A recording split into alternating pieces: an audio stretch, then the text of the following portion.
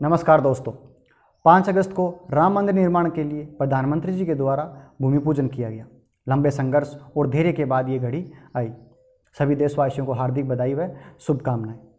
दोस्तों, भूमि पूजन के बाद अपने संबोधन में मोदी जी ने सुंदरकांड की एक चौपाई का जिक्र किया। वो थी, राम काज किन्हें बिनु मोह कहाँ विश्राम।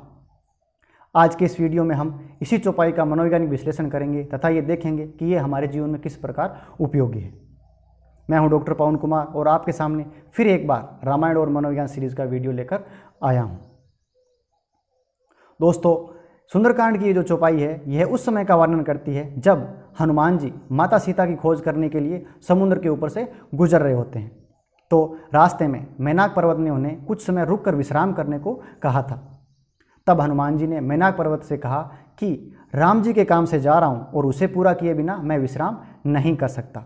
यही बात मोदी जी ने राम मंदिर निर्माण को लेकर अपने प्रयासों के संदर्भ में कही।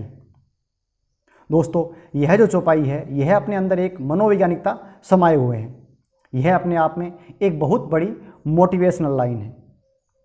यह हमें बताती है कि जब भी हम कोई काम शुरू करें तो उसे बिना रुके लगातार करते रहें, जिससे हमें निश्चित ही सफलता मिलती है।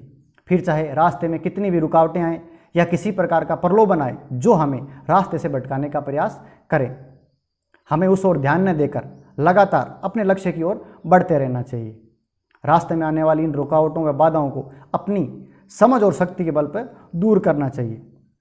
जरूरत के अनुसार कभी शक्ति तो कभी नीति के द्वारा उनसे निपटना चाहिए। जैसे जब हनुमान जी समुद्र मार्ग से जा रहे थे तो अपने रास्ते की सिंहिका और लंकिनी रूपी बाधा को अपनी शक्ति से हराते हैं, वहीं सुरसा रूपी बाधा को अपनी बुद्धि से रास्ते से दूर करते हैं। ठीक ऐसे ही मंदिर निर्माण के लिए भी कहीं बुद्धि तो कहीं शक्ति और नीति का उपयोग किया गया।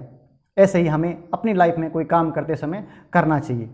कभी हमें 100 योजन का समुद्र लांघना पड़ सकता है तो कभी 30 वर्षों जितना लंबा संघर्ष करना पड़ सकता है। हर लक्ष्य को प्राप्त करने में टाइम जरूर लगता है, लेकिन सफलता अवश्य ही मिलती है। बस हमें रुकना नहीं है और ना ही रास्ते से भटकना है, बस लगातार संघर्ष करते रहना है। अब अगर आप कहो कि ये दोनों तो बहुत बड़ी बातें हैं, इनका आम जीवन से क्या संबंध है, तो मैं आपको बता दूं कि इनका हमारे जीवन से बहुत गहरा संबंध है। जीवन में ऐसी परिस्थितियों का सामना हम करते ही करते हैं।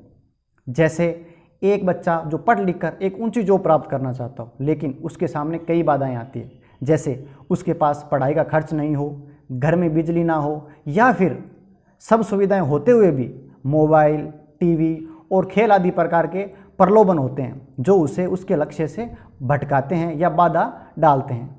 तो हमें उस टाइम भी ये लाइन याद रखते हुए निरंतर प्रयास करते रहना चाहिए।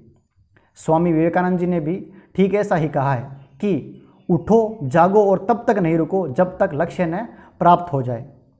तो साथियों, अपने अंदर राम का निवास मानकर राम के काम के रूप में अपने लक्ष्य की ओर बढ़ते रहें, कामयाबी जरूर मिलेगी। उम्मीद करता हूं कि मेरे इस विश्लेषण से आपको इस चौपाई का अपने जीवन में महत्व समझ आया होगा। दोस्तों, मेरे इस प्रकार के वीडियोस बनाने का यही उद्देश्य है कि सब लोगों तक यह बात पहुंचा सकूं कि हमारे पौराणिक ग्रंथ या कथाओं की बहुत सी बातें आज की इस तनाव और निराशा भरी जिंदगी में किस प्रकार सहायक है। इन ग्रंथों में बहुत सी ऐसी बातें हैं जिनमें जीवन के गूढ़ रहस्य छुपे हुए हैं जो हमारे जीवन को सरल और सुखी बनाने में उपयोगी है। फिर चाहे वो किसी समस्या का समाधान करना हो या किसी लक्ष्य को प्राप्त करने की प्रेरणा देना हो, हर प्रकार की बातें हमें इनमें मिल जाएगी। आप ऐसे ही दूसरे वीडियोस मेरे YouTube चैनल साइकोलॉजी मास्टर पर जाकर देख सकते हैं। आज के इस वीडियो में बस इतना ही। वीडियो पसंद आया हो तो इसे लाइक और शेयर करें। चैनल पर अगर पहली बार आए हो तो चैनल को सब्सक्राइब कर लें और नोटिफिकेशन बेल को ऑन करें। धन्यवाद।